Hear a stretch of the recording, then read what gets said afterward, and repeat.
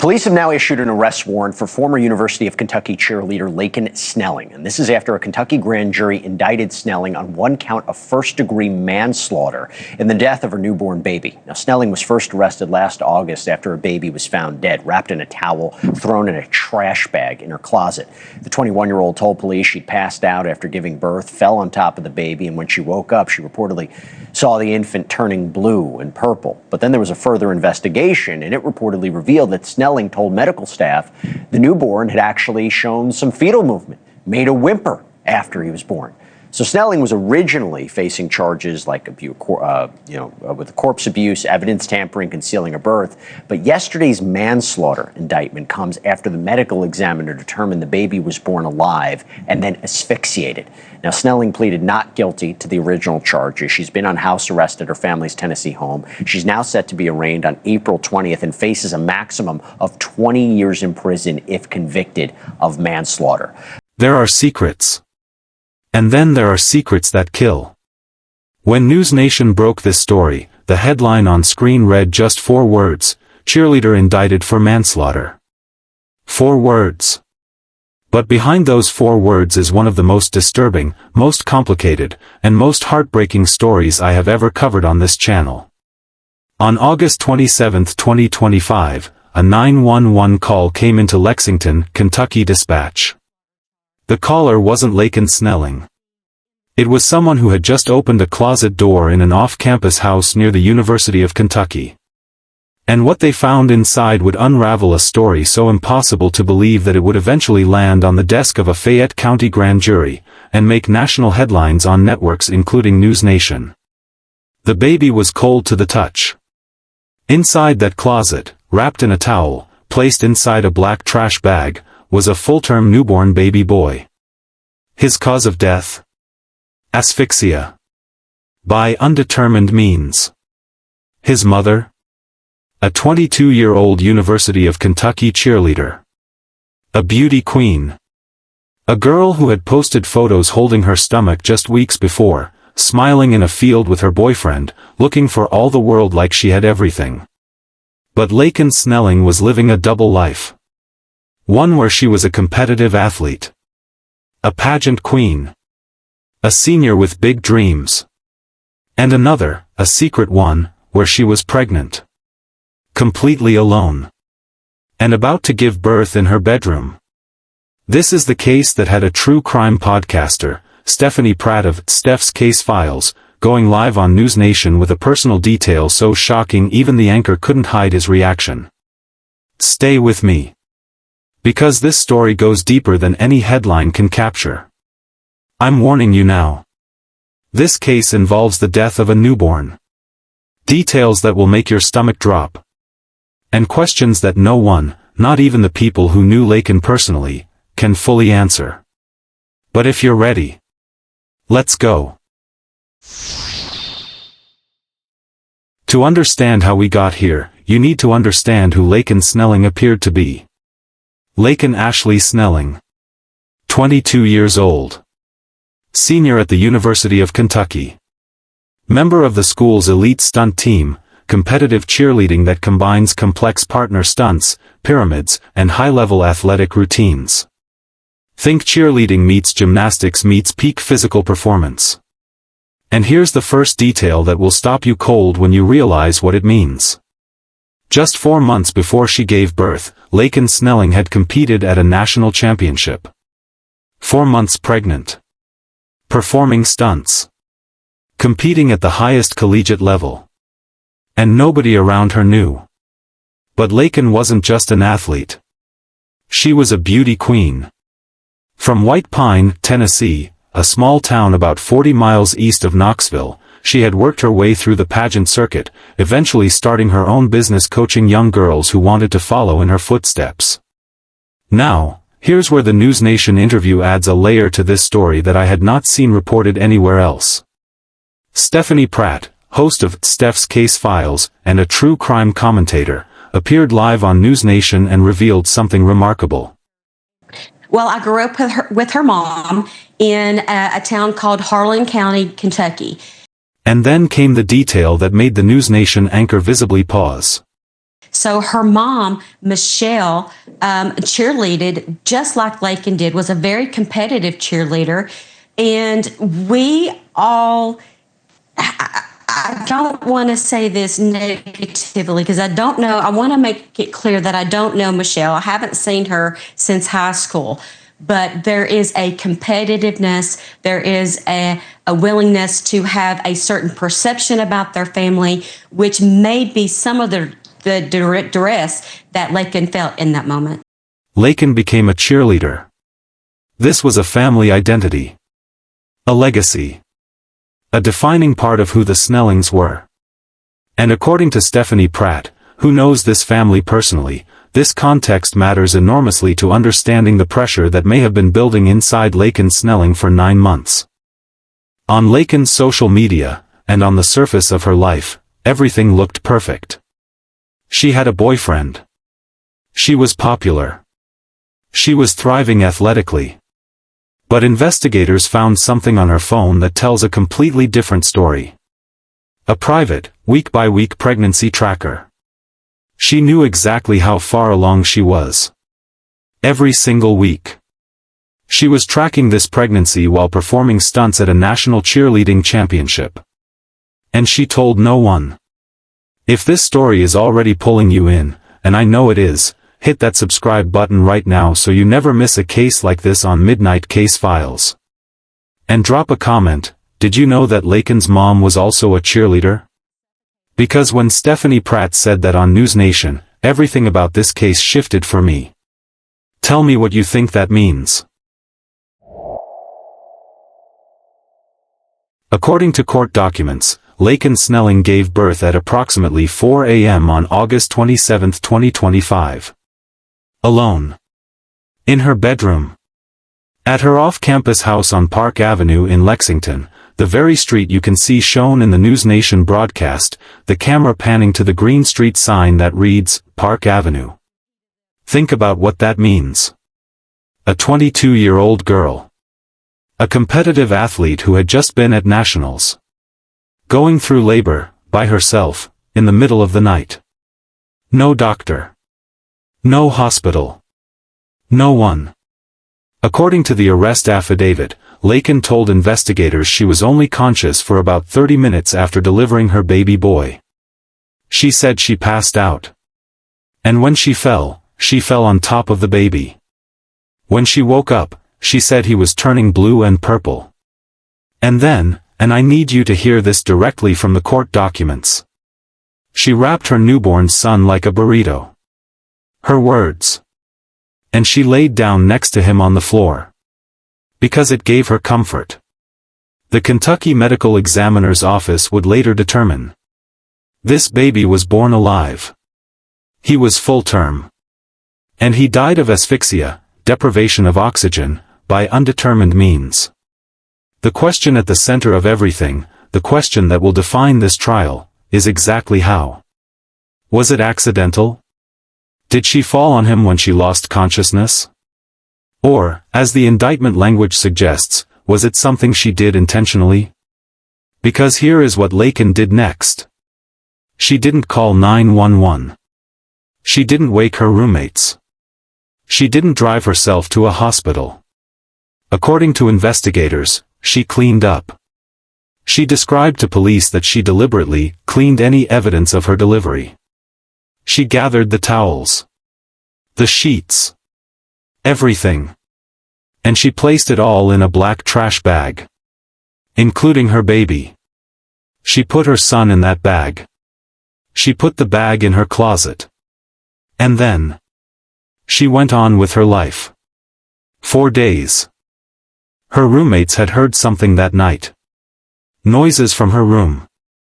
They texted each other about it. But they didn't know. They had no idea that behind that closet door, their roommate's newborn baby was lying in a trash bag. And here's the detail that investigators say proves this was not a moment of panic. Her phone contained deleted labor photos. Along with that private week-by-week pregnancy tracker. Fayette Commonwealth's attorney Kimberly Baird, who prosecuted this case, told reporters this was not a story about a moment of shock. The evidence suggested a plan. I want to stop right here and ask you directly. Do you believe Laken's story, that she passed out, and woke up to find her baby already gone? Or do you think the phone evidence, the pregnancy tracker, the deleted photos, tells a completely different story? Drop your theory in the comments right now. And this is the question that has split viewers of this case completely down the middle. On the morning of August 27th, the same day Laken gave birth, her roommates grew suspicious. They had heard the noises.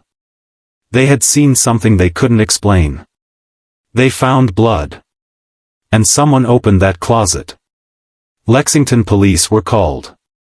When officers arrived at the house on Park Avenue, the very house shown in the NewsNation broadcast, the camera on that Green Street sign, they found exactly what had been described. A baby boy. Wrapped in a towel. Inside a black trash bag. Inside a closet. Cold to the touch. Pronounced dead at the scene. When officers found Laken and began questioning her, she told them she had simply passed out from not eating. She said she would see a doctor. She drove to the university clinic. She never went inside. But she did talk to police. And what she told them is now at the heart of this case. She admitted to giving birth. She admitted to concealing the birth. She admitted to cleaning up the scene. She admitted to placing her baby in a trash bag. But she maintained, she believed he was already dead. On August 30th, 3 days after the discovery, Laken Snelling was arrested. Initial charges: abuse of a corpse, tampering with physical evidence, concealing the birth of an infant. Not manslaughter. That was coming. Laken was released on a $100,000 bond and allowed to return to Tennessee, to her parents' homes. Yes. Homes. Plural. She spent her days at her mother's house in Morristown, Tennessee. And her nights at her father's home in Jefferson City, about 30 minutes away. Joint custody. For a woman accused of concealing her newborn's death. Now, this is where that NewsNation interview becomes genuinely important. Stephanie Pratt, host of Steph's Case Files, sat down live with the NewsNation anchor and brought something to this story that no newspaper could provide. A personal window. Stephanie grew up with Laken's mother. In Kentucky. They knew each other. And Stephanie made clear that the revelation on that NewsNation Cheerleader, Laken's mom was also a cheerleader, was not just a fun fact. It was context. Think about what it means to grow up in a family where cheerleading is identity. Where performance is expected. Where everything has to look perfect from the outside. Was Laken Snelling afraid of what this pregnancy would do to that image? Was she hiding it not just from her roommates, but from her mother? From a woman who had walked the same path and built the same identity? We don't have those answers yet. But as Stephanie Pratt said on NewsNation, and she said it with a visible heaviness, this was a tragedy that ran deeper than what any single headline could explain. This case? Does it help explain the pressure Laken might have felt? Or does it not matter at all? Drop it in the comments. I want to hear every perspective on this. And don't forget, subscribe so you get every update as this case goes to trial. On March 10, 2026, a Fayette County grand jury made their decision. They reviewed everything. The autopsy findings. The phone data. The deleted photos. The pregnancy tracker. The affidavit. The pattern of concealment. Commonwealth's attorney Kimberly Baird explained how the process worked. She said the grand jury was presented with all 4 levels of homicide, and they deliberated carefully. And their decision? First-degree manslaughter. The NewsNation anchor read that headline live on air, Laken Snelling indicted for manslaughter, as her Lexington Police Department booking photo filled the right side of the screen. Young. Blonde. Staring directly into the camera. The same girl from those field photos in the white dress. The indictment language is chilling. It states Laken Snelling caused the death of her infant either while acting under extreme emotional disturbance, or, and this is the part that changes everything, that she intentionally abused the infant and thereby caused death. Intentionally abused. She was taken back into custody on March 12, released on a $10,000 bond, significantly lower. Returned to Tennessee. Then came April 10, 2026. The arraignment. As NewsNation broadcast showed, footage from an earlier September 26 court appearance captured Laken being escorted through the courtroom, her back to the camera, her family seated in the gallery. But at the April 10 arraignment, she appeared in a red dress. Head down. And when the judge asked for her plea, 2 words. Not guilty. Not guilty to first-degree manslaughter. Not guilty to abuse of a corpse. Not guilty to tampering with evidence. Not guilty to concealing a birth. A pre-trial hearing is set for May 14. A status hearing for June 12. If convicted on all counts, Laken Snelling faces up to 31 years in prison. Thank you so much for taking the time. I first want to ask you about why this indictment now and why for manslaughter, because I read it. And if I'm understanding correctly, you tell me if I'm wrong, there has to be an intent. Intent to cause serious physical injury or intent to cause death through extreme emotional disturbance or intentional abuse, and then it results in death. It's not like, oh, I fell asleep and I fell on top of the baby. It was reckless. It was an accident. This is different. What leads authorities to believe this? And again, why indict her now? Well, we know after the second autopsy findings that the baby died due to asphyxiation of unknown means. And basically, they know that the baby suffocated, although they can't tell exactly how. There's a difference between murder and manslaughter. First-degree murder, there's intent, there's premeditation, there's planning. But with a first-degree manslaughter charge, there is only in the heat of the moment or under severe distress. And they note that in the affidavit, in the arrest warrant, that this first-degree manslaughter charge is because of some sort of duress in the spare of the moment decision made by Laken, which led to the infant's death. And if these allegations are true, we're trying to get a sense of what happened here. So I understand that you grew up with Laken's mom in Kentucky. What can you tell us about Laken? What can you tell us about her mom personally? What should we be knowing about them and their dynamic? Well, I grew up with her mom in a town called Harlan County, Kentucky. It's a small coal mining town. Everybody knows everybody. A very, very conservative family. We did not have the same clique of friends as most high schools do. My family was very poor. Her family was very prominent. Her parents, grandparents owned 2 restaurants in the area, which was really unknown to me, at least. I didn't know, and none of my friends had parents that were business owners. So her mom, Michelle, cheerleaded just like Laken did, was a very competitive cheerleader. And we all, I don't want to say this negatively because I don't know. I want to make it clear that I don't know Michelle. I haven't seen her since high school.